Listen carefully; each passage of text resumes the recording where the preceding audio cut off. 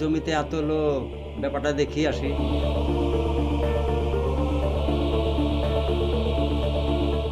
এই মানিলে, আমার জমিতে এত লোকজন নিয়ে তুই কি করছিস? আরে চাচা, গলায় আসেন। ভালো আছেন? হ্যাঁ, ভালো তো আছি। আপনার কাছে যেতাম, আপনি চলে এলেন, খুব ভালো হলো। এই খাস জায়গাটা দখল করছি, বুঝলেন? আজ থেকে এই জমিতে আমরা করে খাবো, আপনি হক দেখাতে আসবেন না। এসব কি কথা বলছিস তুই? এই জমি আমি অনেকদিন ধরে দখল করে খাই। হ্যাঁ, যখন আপনার পার্টি ক্ষমতায় ছিল তখন আপনারা দখল করে খেয়েছেন। এখন আমরা ক্ষমতায় এসেছি, আমরা দখল করে খাবো। কিরে, কি বলিস? আমি এই জমি একলাই দখল করে খাই না, এই নদীর ধারের জমি আমাদের গ্রামে অনেকেই দখল করে খায়। শোনেন, গ্রামের লোক কত করে খায় তার নমুনা এখানে দেখতে পাচ্ছি। হ্যাঁ, কগাড়ি মাটি বিক্রি করে খেয়েছেন, পকেট ভরেছেন, তাই বলেন? হ্যাঁ, বিক্রি করেছি। তাহলে গ্রামের লোকের দোষ দিচ্ছেন? আমরা অনেক দিন থেকে এই জমি করে খাচ্ছি, তোরা যদি জোর জবরদস্ত কেড়ে নিস তাহলে আমরা কি করে খাবো এখন বলতে নি? শোনেন, অনেক খেয়েছেন, হ্যাঁ, 7 হাত জিভে 13 হাত করেছেন, এবার আমাদেরকে একটু খাওয়ার সুযোগ করে দেন। একা খাবো বললে তো আর হবে না। তুই এইভাবে আমাদের উপর জুলুম করছিস। আমি জুলুম করার কে? ক্ষমতার সঙ্গে সঙ্গে সবকিছু চেঞ্জ হয়। হ্যাঁ, আমার পার্টি ক্ষমতা এসেছে তাই আমি দাদাগিরি দেখাচ্ছি। তাহলে শুনে, এই জমিগুলো তো আমি একলাই ভোগ করে খাই না, গ্রামের অধিকাংশ লোক এই নদীর ধারের জমি ভোগ করে খায়। তাদেরকে জিজ্ঞেস করি, তারা কি বলে দেখি। আপনার পার্টির লোক আপনাকে সাপোর্ট করবে, আমার পার্টির লোক আমাকে সাপোর্ট করবে। আর আমি এক কথা বেশি পছন্দ করি না। হ্যাঁ, আমার এক কথা 100 কথার সমান, আর বেশি কথা বললে আমার পিস্তল কথা বলবে। এই কি করছিস তুই? জমি লিবি এসব আর করছিস কেন? এরপরে দ্বিতীয়বার যদি দেখি তোকে এই জমিতে, তাহলে গুলি করে তোর খুলি উড়িয়ে দেবো।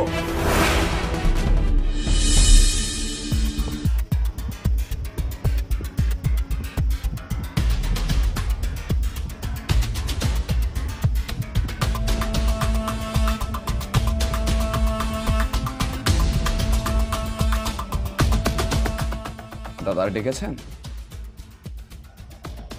কি ব্যাপার? টাকা পয়সার কালেকশনই তো বন্ধ হয়ে যাচ্ছে।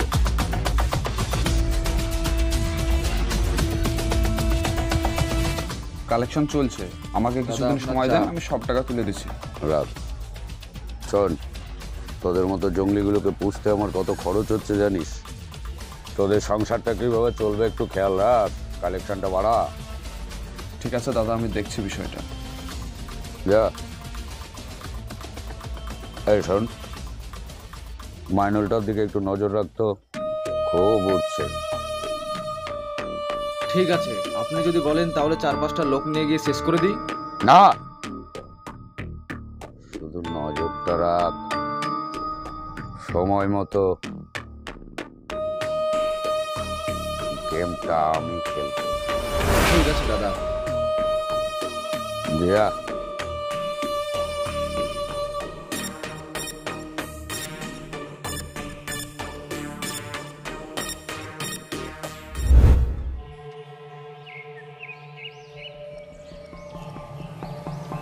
কেমন আছেন কাকা?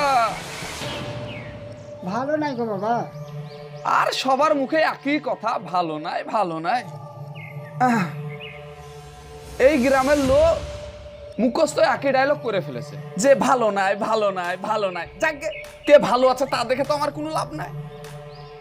তুমি আমাকে কিছু বলছো নাকি? আমি আপনাকে আমার থোবড়াটা দেখাতে আসলাম।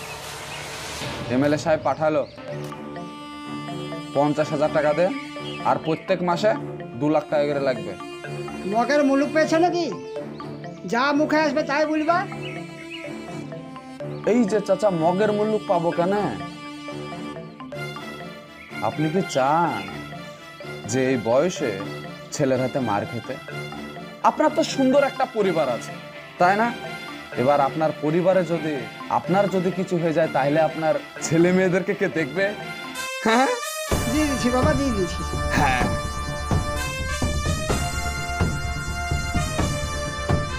এই তো চাচা খুব ভালো কথা শোনে। চুটিয়ে ব্যবসা করেন, কোনো অসুবিধা নাই, আমরা আপনাকে সাপোর্ট করব। চ।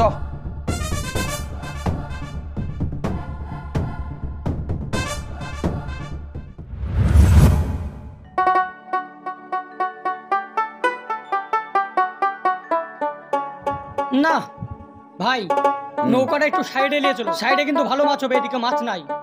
তাহলে চল।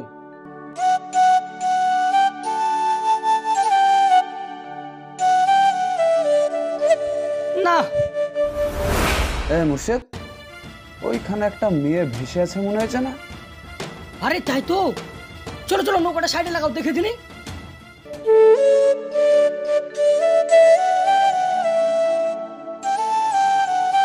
তাড়াতাড়ি নামো, তাড়াতাড়ি নামো।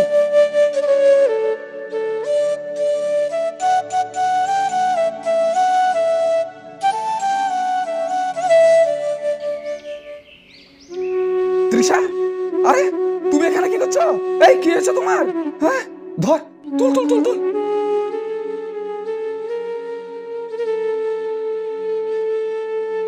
তৃষা, আরে কথা বলো তুমি। ভাই এভাবে হবে না, তুমি আমাদের ঘরে নিয়ে চলো। চল।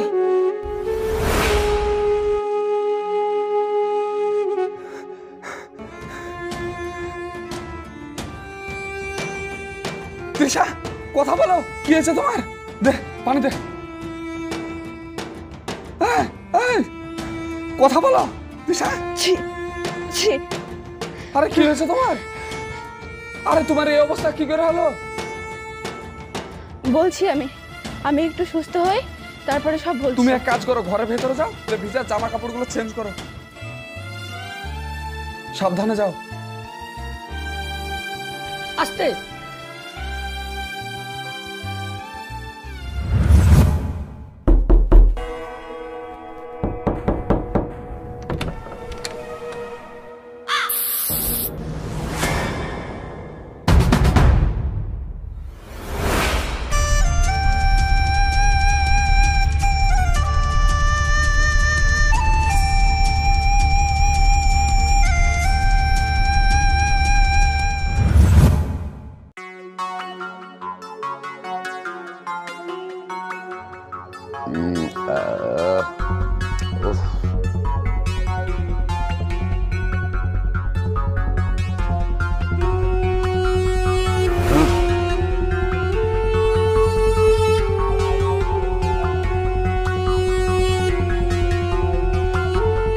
তাহলে তুই আমার পাতা ফাঁদে পা দিলি।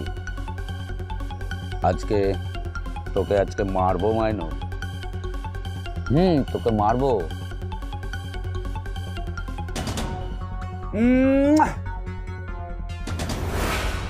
উপরওয়ালা তোর কথা শুনে নিয়েছে। হ্যাঁ, ইয়ামরাজ তোর সামনেই দাঁড়িয়ে আছে। আচ্ছা, আমি তোকে নিজের দাদার মতন ভালোবাসতাম, কেন আমাকে মারার চেষ্টা করেছিলি বলতো? সেদিন তোকে গুলি করেছিলাম, মারতে পারি মাইনুল, আজকে তোকে মারবো। আচ্ছা, হ্যাঁ, ডাক তোর লোকজনকে। সালাম, রফিক, তাইবুর।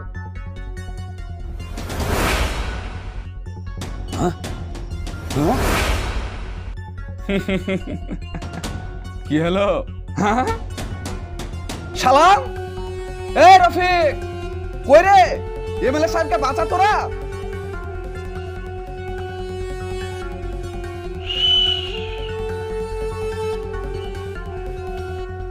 কেউ এলো না তো? এই মাইনুল, ভুলে যাস না এই এলাকার এমএলএ আমি। আমার অনেক অনেক পাওয়ার। এই শালা, তুই আমাদের মতন মস্তানদেরকে নিয়ে না এইভাবে পাওয়ার দেখাস। যেদিন থেকে আমরা তোদের মাথা থেকে হাত তুলে নিব, সেই দিন কাটোর হাতে ভিক্ষে করবি, আর তুই ক্ষমতার গরম আমাকে দেখাচ্ছিস শালা। আরে ওকে চড় মারছো কেন? ডিরেক্ট শুট করে দাও না, আমাদের দুজনকে মারার চেষ্টা করেছো।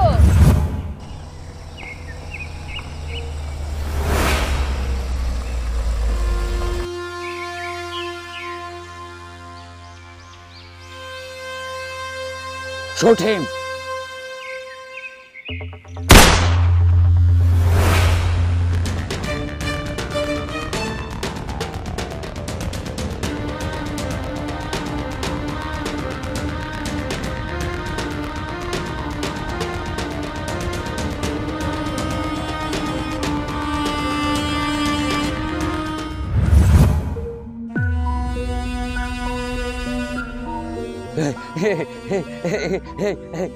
এই মাইনুল, তুই তুই এমন করছিস কেন? তুই রাগ করছিস কেন? মাইনুল, তোর পাওয়ার চাই, তোর পাওয়ার চাই তো? এটা তোর চাই, আমি দেবো, আমি দেবো। ওঠ ওঠ ওঠ ওঠ ওঠ ওঠ, তুই তুই তুই এটাই বস।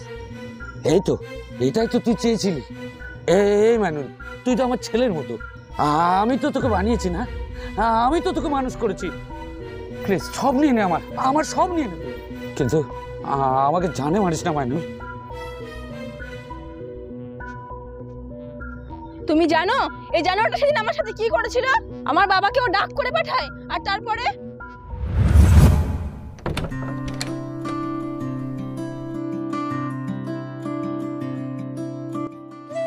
বসুন এখানে।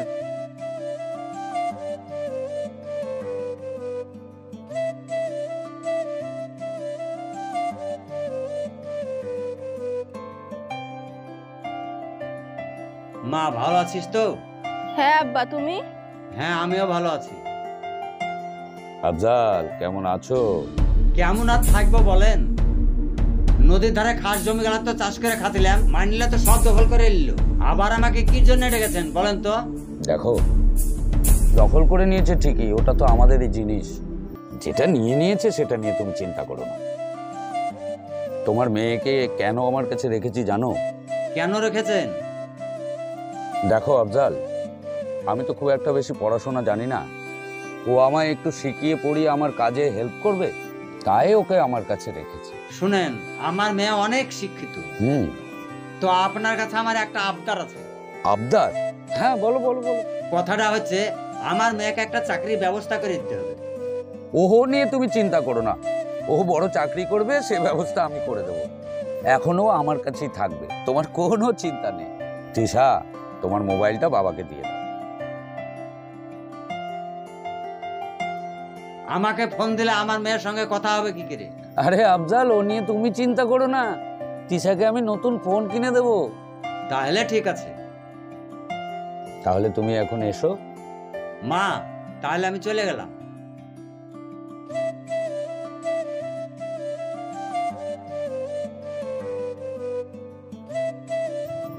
মা তৃষা, তোমাকে আমার কাছে কেন রাখলাম জানো? কেন? আমি তো খুব একটা শিক্ষিত নই, তাই তুমি আমাকে আমার ওই কাজে সাহায্য করবে, আমার ফাইল টাইলগুলো দেখবে, তোমার কোনো চিন্তা নেই। তোমাকে আমি আরো পড়াশোনা করাবো, তোমার চাকরির ব্যবস্থা করে দেব, তোমায় নতুন ফোন কিনে দেব, ঠিক আছে? ঠিক আছে। বেশ।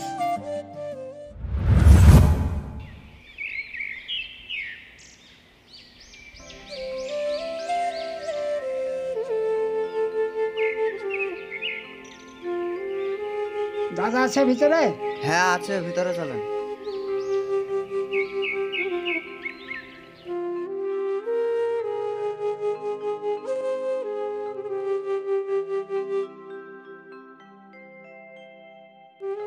দাদা, এই মাসের টাকাটা। এই টাকাটা নিয়ে নে। ঠিক আছে। তোমার নাম কি জানো? ইলামবাড়ি। টাকাটা নাও। কি করছো কি তুমি এটা? দাদা, আপনি দেখতে পাচ্ছেন না? এটা বড় অন্যায় দাদা। এই ন্যায় অন্যায় তোদের কাছে শিখতে হবে? এই শোন, এখানকার এমএলএ আমি যেটা বলবো সেটাই ঠিক। বেশি কথা বললে না তোর ভাতাটা বন্ধ করে দেবো। এই শোন, ন্যায় অন্যায় শেখাচ্ছিস না আমাকে, সামনে মাস থেকে তোরটা ডবল হয়ে গেল, পাঠিয়ে দিবি। কিছু তো বলার নাই, টাকা তো দিতেই হবে। হ্যাঁ ঠিক আছে, দিয়ে দিব। যা। আসছি।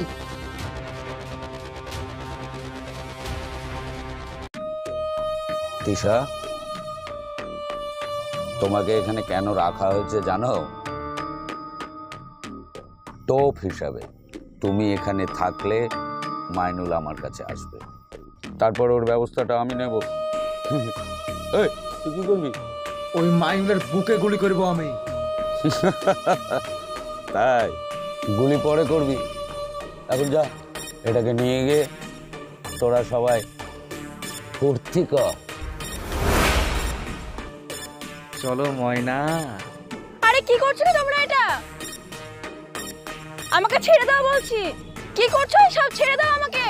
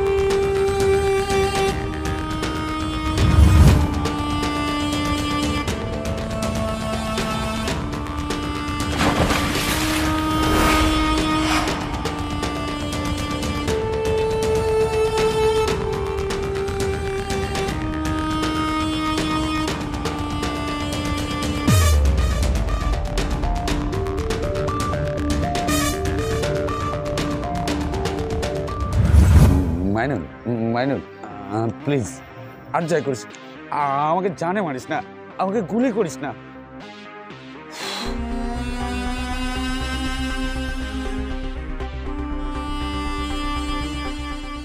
ও ভালো ছেলে।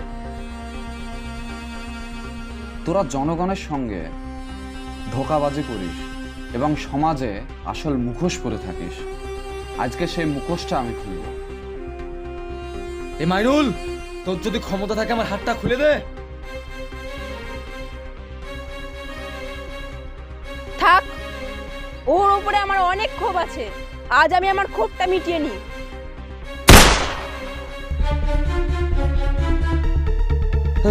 তিশা,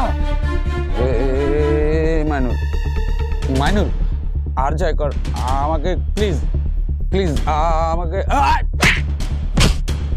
আজ আমি নরকের একটা দরজা বন্ধ করব আর বাকি দরজা জনগণের হাতে ছেড়ে দেব। মাইনুল খুব ভালো ছেলে। তোর কথা আমি মেনে নিলাম, তোকে আমি গুলি করে মারবো না। তুই তুই খুব ভালো রে মাইনুল, তুই খুব ভালো ছেলে মাইনুল। না না, আমাকে মারিস না মাইনুল, না মাইনুল, আমাকে মারিস না, আমি সব দিয়ে দেবো তোকে, আমাকে মারিস না।